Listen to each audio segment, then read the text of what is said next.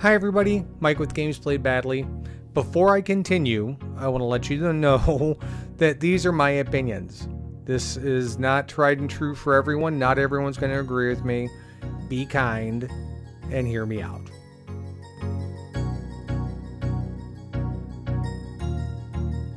That's good.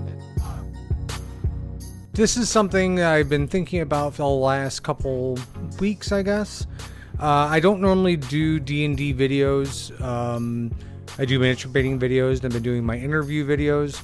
But D&D is something that I've really loved my entire life. I haven't had a chance to play it so often in the last 10 or so years, but recently started DMing again for the first time probably over a year ago. And one of the topics that I find most interesting is group dynamics.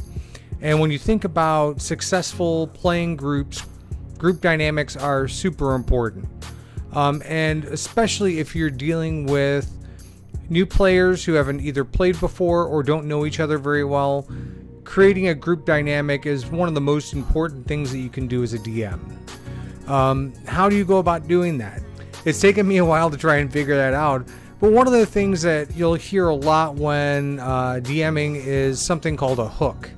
How do you bring somebody into the story? How do you engage them into a quest of some sort or into an encounter? Hooks are also used when you're bringing groups of people together, player characters, and getting them to work together. And a lot of times this is probably the most critical moment of the game, which is kind of that session zero, gaming before the game type thing, where people are explaining who they are, who their characters are, descriptions, backstories if they have them, things like that. And now if characters don't already have backstories, this can help them write one, especially if they're new. You can help them write their backstory by what you present to them as part of their character. If they do have a backstory, take time to read it and see if you can figure out some way of linking all of the players together in some way, shape, or form. Now, this could be through a shared experience. For instance, maybe they're all in prison when they first meet and they bust out together and they've been through terrible things, or secret family lineages, or competing businesses in the town that they all grew up in. There are a bunch of different ways to do it.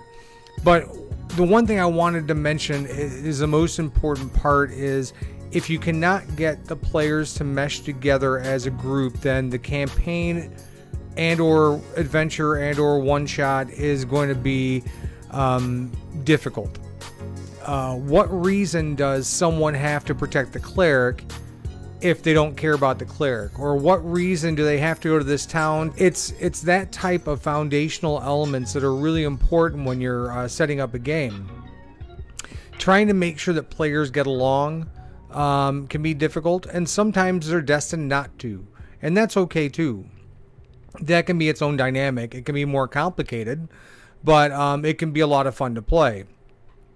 Trying to get people to care about one another as characters is more difficult, especially if you're starting a group with a bunch of strangers. If you have an established gaming group or an established group of friends, it makes it a little bit easier to bring everyone together and for everyone to accept each other.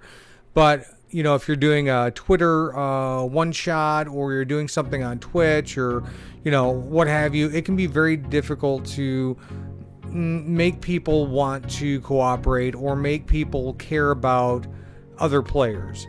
Now, yes, there are crappy human beings on the planet and they'll never work together with anyone, and they just want to kind of run through the game and cause problems, and that happens as well, and part of your job as a DM is to moderate that component. But my thought is foundational elements of DMing session zero, number one thing is getting the players connected not only to their characters that they're playing, but to their fellow players. Without that, it makes it very difficult to motivate them to do anything outside of themselves. Use that session zero to help the characters craft their backstories, and that way you can craft a story tailored to them that brings them together and unifies them for the adventure to come or the campaign to come. Don't take that stuff lightly. Allow your characters to write backstories if you want. Work with them on it personally if you want to on the side, so that way you kind of have a better idea of, you know, what they're going through and get some clarification as to what some of their goals are. And if they're new players, they don't really know what a backstory is, so it may come out looking very much like a Marvel superhero's origin story when it really shouldn't be, or it doesn't quite fit the adventure. It could be anachronistic, or it could be unrealistic, or what have you. So work with your players to craft their characters, and then craft your campaign around it, and I think you'll have a much better time playing with people who are new, who've been playing for a while, and even people you haven't met before. So give that a chance, and let me know how it works out. I know that there are people who are very focused on character builds and multi-classing and kind of the perfect mixture of this, that, and the other. That's not really something that I cover. It's not something that I care about as much. You could have the most perfectly crafted character and still not really enjoy the game, or not have the group enjoy the game. I'm much more into the role-playing aspect of things, the story side of things. I think most of my groups would agree. Encounters are really more like the cherry on the top of the sundae when it comes to an adventure. It's what's sometimes motivating you, driving you to a final end, and those can be epic and wonderful, but they do not make up the majority of the adventure, at least for me. So if you have any additional questions, or you have any comments, or you'd like me to discuss anything else, I have no problem doing that. I just figured this might be a little one-off video that I could do to explain to you at least my theory of the Session 0 backstory methodology. And also, I'm testing out my new microphone. I hope it sounds okay. But I want to thank you again for watching one of my videos. And I hope that you have a great week. Any D&D sessions you have planned are fantastic. Thanks for watching, and I will see you soon.